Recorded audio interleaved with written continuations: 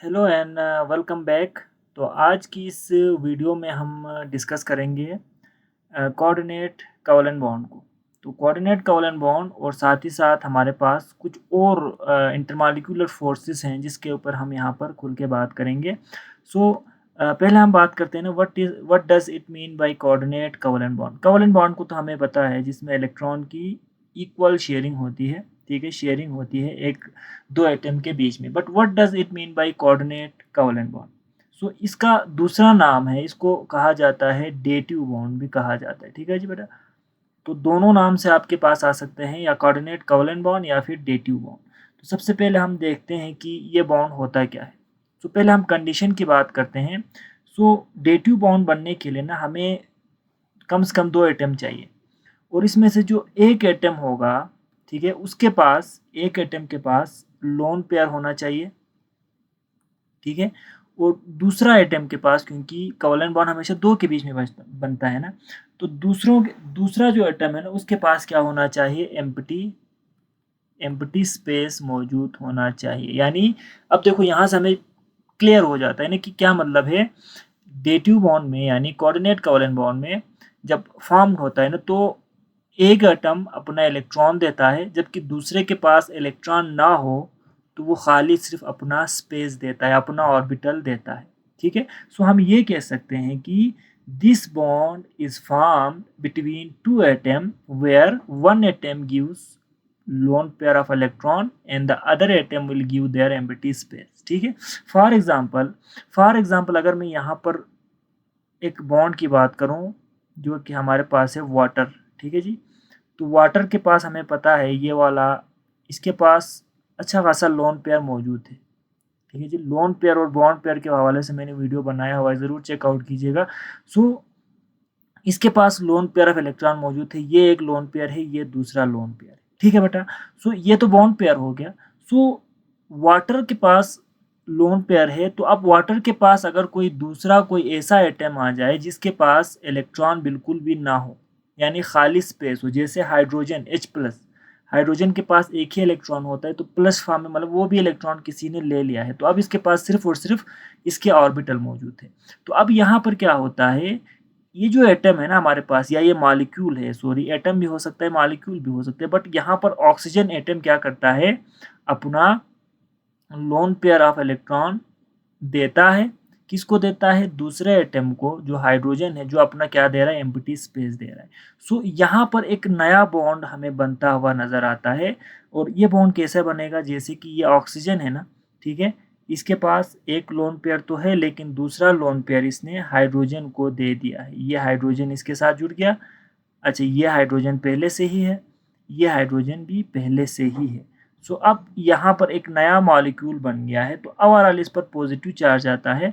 लेकिन ये जो बॉन्ड हमने दिखाया है ना, यहाँ पर मैं ज़रा आपको अगर डिफरेंट कलर से दिखाऊं, तो this bond is known as dative bond या कोऑर्डिनेट कोवेलेंट बॉन्ड, जिसमें दोनों इलेक्ट्रॉन एक एटम के हैं, इसने सिर्फ अपना क्या दिया है, एम्प्टी स्पेस इसको दिया है। तो यहाँ पर हमारे पास ये क्या था, वाटर था, ठीक है, और ये हमारे पास क्या था, प्रोटॉन था, या इसको कहते हैं hydronium ion, sorry hydrogen ion कहते हैं। ठीक है, तो ये दोनों मिलके हमारे पास यहाँ पर क्या बन रहा है, यहाँ पर बन रहा है हाइड्रोनियम आयन। ठीक है, तो ये तो कोवेलेंट बॉन्ड है, ये भी कोवेलेंट बॉन्ड है, but this bond is the dative bond. समझ गया बेटा। अब जरा हम एक और एग्जांपल देते हैं। बहुत सारे ऐसे मॉलिक्यूल्स हैं जिसमें हमें डेटिव बॉन्ड बनता हुआ नजर आता है। लेट सपोज यहाँ पर हम बात करते हैं कार्बन डाइऑक्साइड की, कार्बन डाइऑक्साइड मॉलिक्यूल की, सॉरी, कार्बन डाइऑक्साइड में भी ये बनता है, ठीक है, कार्बन मोनोऑक्साइड में बनता है। ठीक है, हम यहाँ पर बात करेंगे ओजोन की, O3 की। ठीक है, तो एक ऑक्सीजन, तीन ऑक्सीजन है ना, ठीक है, तो इसके पास अगर हम दिखाएं तो इस तरह से बॉन्डेड होता है दूसरे ऑक्सीजन के साथ, और ये बॉन्डेड होता है तीसरे ऑक्सीजन के साथ, इस तरह से। तो देखो यहाँ पर इसके पास दो इलेक्ट्रॉन, दो इलेक्ट्रॉन, दो इलेक्ट्रॉन, ठीक है। अब यहाँ इसी तरह से यहाँ पर देखो, इसके पास दो इलेक्ट्रॉन, इसके पास दो इलेक्ट्रॉन, और इसके पास भी दो इलेक्ट्रॉन। तो यहाँ पर जो हमें बॉन्ड नजर आता है, ठीक है, O3 मॉलिक्यूल में, तो जो सेंट्रल एटम है वो क्या करता है, अपना इलेक्ट्रॉन पेयर दूसरे ऑक्सीजन को दे देता है यहाँ से ये जो बॉन्ड बना है ना double bond, it is the dative bond. इसी तरह से अगर हम बात करें CO की, कार्बन मोनोऑक्साइड की, तो वहाँ पर भी क्या होता है, अगर हम यहाँ पर दिखाएं ना कार्बन मोनोऑक्साइड की, तो C क्या बनाता है, ट्रिपल बॉन्ड बनाता है ऑक्सीजन के साथ। ठीक है, तो अगर कार्बन की हम बात करें तो इसके पास तो टोटल 4 इलेक्ट्रॉन्स है, तो 1 2 ठीक है 3 4 4 इलेक्ट्रॉन मौजूद है। लेकिन यहाँ ऑक्सीजन क्या करता है, अपना जो लोन पेयर है ना इस कार्बन को एक्स्ट्रा दे देता है। तो यहाँ पर भी एक जो तीसरा बॉन्ड बना है ना, that is the dative bond, जो कि यहाँ पर हमें बनता हुआ नजर आता है। तो बहुत सारे मॉलिक्यूल है जिसमें डेटिव बॉन्ड बनता है। ठीक है, तो ये कंसेप्ट बहुत ही आसान था जिसमें हमने कोऑर्डिनेट कोवलेंट बॉन्ड को डिस्कस किया। Now come to the next topic which is hour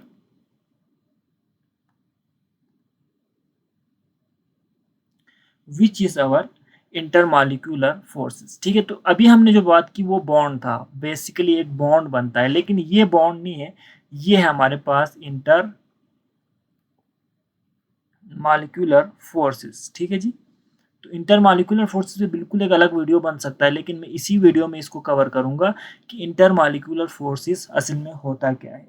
so it is a bond, ठीक है, नॉट बॉन्ड, सॉरी मैं बार बार बॉन्ड कह रहा हूँ, it is a force of attraction, it is just a force of it is just a force of attraction. ये एक force of attraction होता है जो कि हमें बहुत सारे मॉलिक्यूल के दरमियान बनता हुआ या एस्टेब्लिश होता हुआ नजर आता है। ठीक है, या हम ये कह सकते हैं कि इसमें हम ये कह सकते हैं कि it is a force which are present between covalent molecules. ठीक है जी, it is a force which are present between covalent molecule. ठीक है जी, जितने भी कोवलेंट बॉन्ड बनते हैं मॉलिक्यूल्स के अंदर, पोलर हो या नॉन पोलर हो, तो उसके अंदर हमें एक फोर्स ऑफ अट्रैक्शन नजर आता है उन मॉलिक्यूल के दरमियान, that is known as intermolecular force. ठीक है, या फोर्स ऑफ अट्रैक्शन। सो इसके टाइप्स की अगर हम बात करें, ठीक है, टाइप्स की अगर हम बात करें तो there are 3 types of intermolecular forces. ठीक है, हम जरा नाम लिखते हैं। एक का नाम है permanent dipole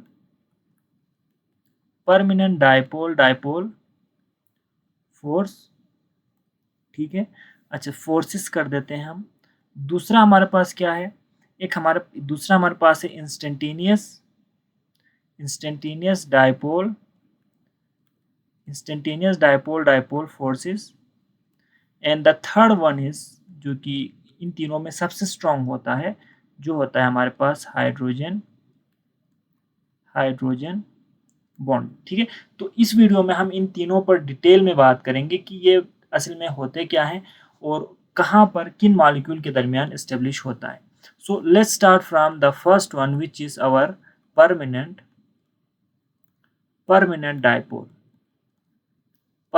dipole dipole forces. ठीक है जी, तो हम इस पर बात करेंगे आज, परमानेंट डाइपोल फोर्सेस क्या होता है।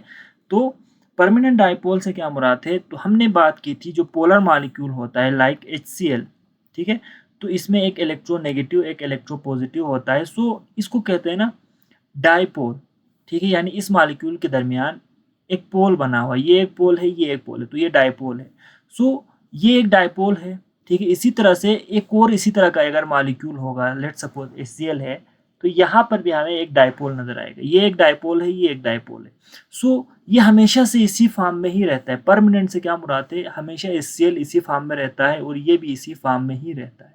सो यहाँ पर क्या होता है, जब इस तरह के बहुत सारे मॉलिक्यूल जब हम किसी कंटेनर में डाल देते हैं, HCl बेसिकली लिक्विड फॉर्म में होता है ना, सो यहाँ पर ये जो क्लोरीन है जिस पर पार्शियल नेगेटिव चार्ज होता है और हाइड्रोजन जिस पर पार्शियल पॉजिटिव चार्ज होता है ना, इनके दरमियान हमें एक फोर्स ऑफ अट्रैक्शन नजर आता है, and that force of attraction is known as dipole force या फिर परमानेंट डाइपोल फोर्स।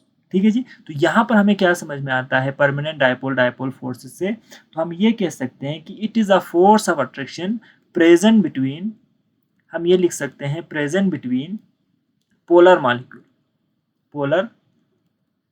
जितने भी पोलर मॉलिक्यूल होते हैं ना, जिसमें पार्शियल पॉजिटिव और पार्शियल नेगेटिव पोल्स बनते हैं, उनके दरमियान हमें ये बॉन्ड बनता हुआ ये फोर्स ऑफ अट्रैक्शन हमें नजर आता है।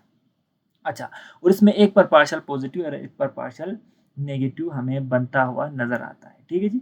लेकिन लेकिन कुछ ऐसे मॉलिक्यूल्स होते हैं ना जो कि हमारे पास डायपोल होते हैं, जैसे CCl4 है ना, तो यहाँ पर भी अगर हम इसका डायग्राम ड्रा करें तो कार्बन, क्लोरीन, क्लोरीन, क्लोरीन और क्लोरीन, इस पर पार्शियल नेगेटिव, इस पर पार्शियल पॉजिटिव। ठीक है जी।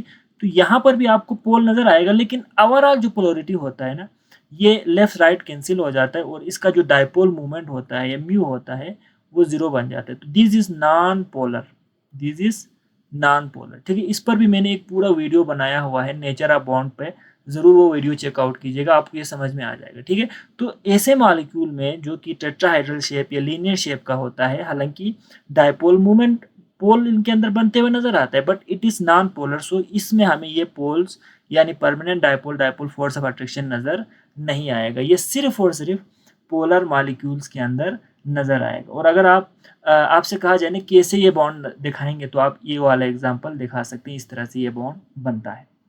और जितने भी हमारे पास फिजिकल प्रॉपर्टीज़ है ना, जैसे कि मिल्टिंग पॉइंट है या बॉइलिंग पॉइंट है, या इसी तरह से हमारे पास हीट ऑफ वेपराइजेशन है, ठीक है, हीट ऑफ वेपराइजेशन है, या फिर हीट ऑफ सब्लिमेशन है, तो ये तमाम जो फिजिकल प्रॉपर्टीज़ है ना, they are depends on this type of intermolecular forces पे वो डिपेंड करता है, इंटरमॉलिक्यूलर फोर्सेस पे डिपेंड करता है।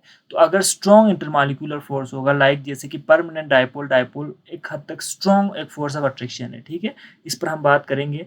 सो स्ट्रॉन्ग होगा ना, इसका मतलब है इन सब की वैल्यू भी क्या होगी, उन मॉलिक्यूल्स के अंदर हाई होगा। ठीक है। अच्छा, अब हम बात करते हैं नेक्स्ट की, जो कि हमारे पास है इंस्टेंटेनियस डायपोल डायपोल। ठीक है, इंस्टेंटेनियस की हम बात करते हैं। तो अगर हम इंस्टेंटेनियस की बात करें, इंस्टेंटेनियस की बात करें, तो इसका अगर हम पूरा स्पेलिंग लिखें तो इंस्टेंटेनियस, इस तरह से हम लिखेंगे ना, instantaneous dipole dipole dipole forces. अच्छा बेटा, यहाँ पर देखो, इसमें आपने क्या समझना है, जो इंस्टेंटेनियस होता है ना, it is force of attraction present between non polar molecule. Non polar molecule में हमें ये नजर आता है। ठीक है, पोलर में तो हमें ये नजर आएगा ना, परमानेंट डायपोल। नॉन पोलर अगर मॉलिक्यूल हो, जैसे अभी हमने बात की थी CCl4, ठीक है, या फिर हमारे पास कोई भी दूसरा नॉन पोलर हो सकता है, जैसे Cl2 हो गया, ठीक है, या फिर हमारे पास H2 हो गया, जिसमें पोल नहीं बनते ना, नॉन पोलर, तो उनके अंदर आपको इंस्टेंटेनियस ये फिजिक्स का वर्ड है ना, यानी इंस्टेंटेनियस से मुराद है ना फॉर अ मोमेंट, कुछ लम्हे के लिए एक पोल बनता हुआ हमें नजर आएगा। अब वो कैसे होता है, जरा इसको समझिएगा। ठीक है, अब हमारे पास एक नॉन पोलर मॉलिक्यूल है, ठीक है, मिसाल के तौर पर हम बात करते हैं ना, ये एक मॉलिक्यूल है और ये दूसरा, हम चलो एटम की बात करते हैं, ये ए है, ये हमारे पास बी है। ठीक है, अच्छा, इसका पॉजिटिव चार्ज सेंटर, दोनों का सेंटर में है, तो यहाँ पर देखो इलेक्ट्रॉन की इक्वल डिस्ट्रीब्यूशन है ना, दोनों से डिस्टेंस में, तो ये हमारे पास एक नॉन पोलर अलग से है, ये एक नॉन पोलर अलग से, दोनों मॉलिक्यूल है। ठीक है, लेट्स सपोज कोई मॉलिक्यूल है, लेकिन क्या होता है बाज़ औक़ात अगर हमारे पास इस तरह का कोई दूसरा एटम मौजूद है, लेट्स सपोज ये ए एटम है, ये दोनों सेम, बट यहाँ पर इलेक्ट्रॉन ज़्यादा होने की वजह से या इलेक्ट्रॉन की कंटिन्यूस मूवमेंट की वजह से क्या होता है, जो पॉजिटिव मतलब इलेक्ट्रॉन की डेंसिटी एक साइड पे है, यहाँ पर इलेक्ट्रॉन की तादाद ज़्यादा है और प्रोटॉन इस साइड पे चला गया है, तो ये कंटिन्यूस इलेक्ट्रॉन की मूवमेंट से इस एटम का ये वाला स्ट्रक्चर बन गया है। ठीक है, तो जब इस तरह का कोई मॉलिक्यूल, ठीक है, इस तरह का कोई मॉलिक्यूल जब अगर हम इसकी बात करें, तो यहाँ पर इलेक्ट्रॉन की तादाद यहाँ पर ज़्यादा है, तो ये पार्शियल नेगेटिव या क्या हो जाएगा, पार्शियल पॉजिटिव। ये एक ही एटम है बेटा, ठीक है, एक ही एटम है। बेसिकली ऐसा होता नहीं है, लेकिन कभी कभार कुछ मॉलिक्यूल्स में ये कंडीशन आ जाता है, जब ये मॉलिक्यूल किसी साथ वाले मॉलिक्यूल के पास, ठीक है, इसी तरह का, जैसे ये ए था ना, इसका ये शेप हो गया लेट सपोज, ठीक है, इलेक्ट्रॉन की मूवमेंट की वजह से, तो इसके साथ जो बी है ना, वो क्या कर देता है, इसके अंदर भी चेंज आ जाता है। क्या आता है, जैसे कि इसका भी क्या हो जाता है, शेप बिल्कुल इसी तरह से हो जाता है, जिसमें पार्शियल पॉजिटिव, ये जो पार्शियल नेगेटिव है ना, इसके साइड पे पॉजिटिव आ जाता है और ये नेगेटिव बन जाता है। सो ये हमारे पास एटम बी है। ठीक है बेटा, तो मैं यहाँ पर आपको क्या बताना चाह रहा हूँ, मैं आपको ये बताना चाह रहा हूँ कि हमारे पास इलेक्ट्रॉन की कंटिन्यूस मूवमेंट की वजह से या फिर अनइवन डिस्ट्रीब्यूशन की वजह से एक मॉलिक्यूल के अंदर थोड़ा सा ना पोल क्रिएट हो जाता है उसी एटम के अंदर, ठीक है, या उसी मॉलिक्यूल के अंदर। सो उसके साथ वाला एटम या उसके मॉलिक्यूल के अंदर भी एक पोलरिटी क्रिएट हो जाता है, ठीक है। सो इसके अंदर जो क्रिएट हुआ है ना, इसको कहा जाता है इंस्टेंटेनियस डायपोल, ठीक है, यानी खुद ब खुद से क्रिएट हो गया है। तो इसके साथ वाले के अंदर भी एक डायपोल इसकी वजह से क्रिएट हो जाता है, इसको कहा जाता है इंड्यूस डायपोल। इंड्यूस का मतलब है क्रिएट होना बाद में, ठीक है। इंस्टेंटेनियस खुद ब खुद से हुआ और ये बाद में हमारे पास क्रिएट हो गया।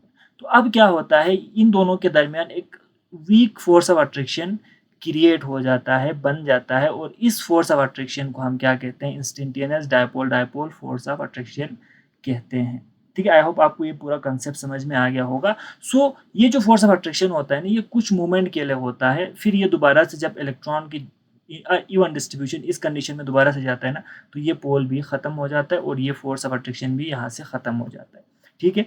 और ये जो है ना बहुत ही वीक फोर्स ऑफ अट्रैक्शन, इसका मतलब है इनके अंदर जो अभी हमने जो फिजिकल प्रॉपर्टीज़ की बात की, ये सब क्या होगा, वीक है तो बहुत ही लो होगा, इसमें ज़्यादा होगा इन मॉलिक्यूल में जो पोलर होगा या जिनके अंदर परमानेंट डायपोल होगा, जो इंस्टेंटेनियस होगा, उनकी जो प्रॉपर्टी है, जो physical melting point, boiling point, ये तमाम जो प्रॉपर्टीज़ है वो हमेशा लो होता है, ठीक है बेटा।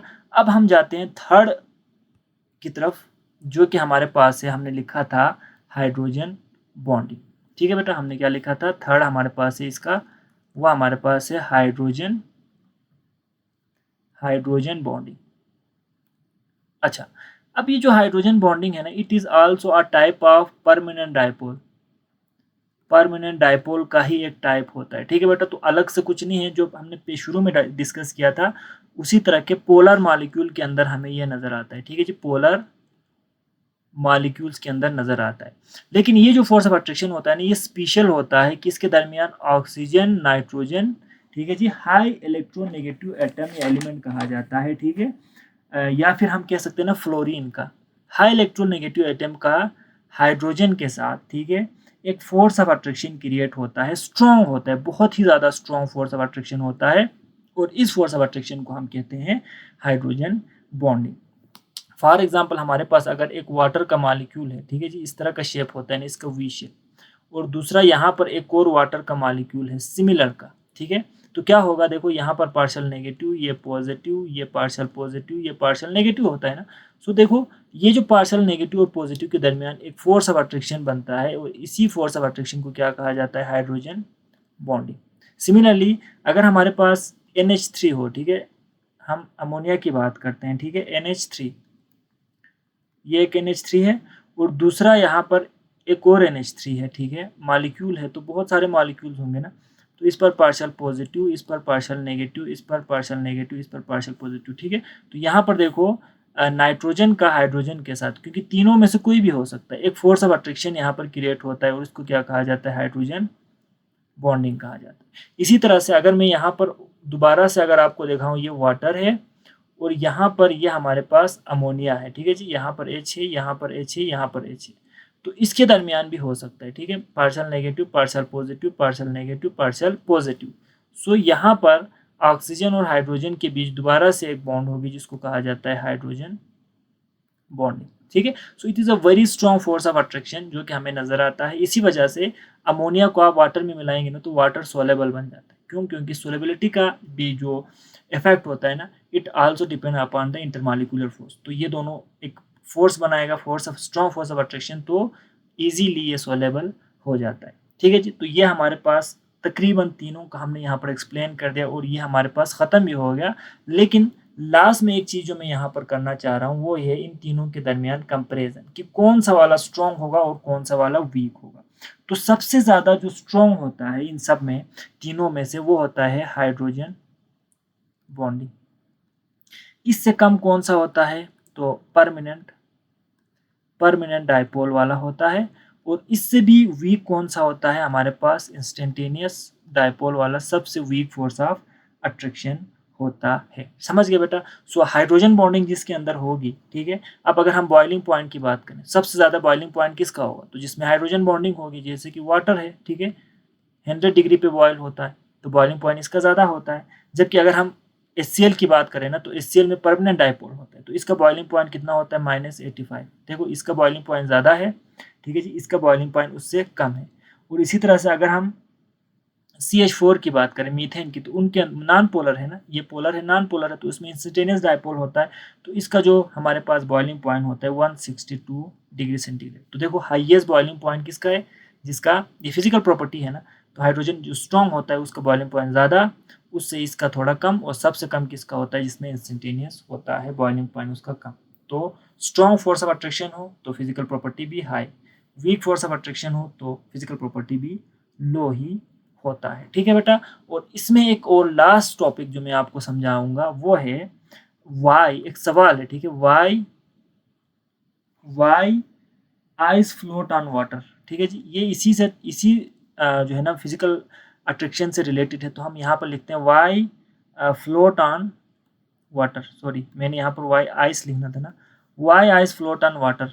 या फिर इसका दूसरा सवाल क्या है, ice is less dense than water, ice is less dense than water, water density कम क्यों होता है। ठीक है, तो इसमें देखो डेंसिटी का ताल्लुक किससे है, मास और वॉल्यूम से। ठीक है, तो हमारे पास जो आइस होती है ना, बर्फ, ठीक है, अब बर्फ की जो डेंसिटी होती है ना, आइस की डेंसिटी, वो कम होता है, ठीक है, कम होता है एज कम्पेयर टू वाटर।